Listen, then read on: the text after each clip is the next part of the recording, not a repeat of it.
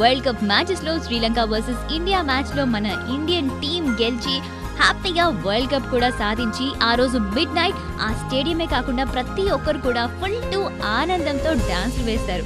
ఆ మ్యాచ్ ని చూడడానికి కామన్ పీపుల్ దగ్గర నుండి పొలిటీషియన్స్, సినిమా ఇండస్ట్రీ పీపుల్ అందరూ వచ్చారు.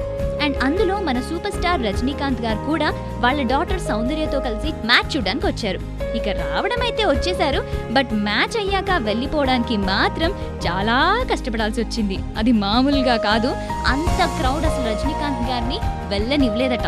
మరి రజనీకాంత్ గారు మామూలు మనిషా? ఆయన్ని చూడడానికి జనం అంతలా ఎగబడ్డారట.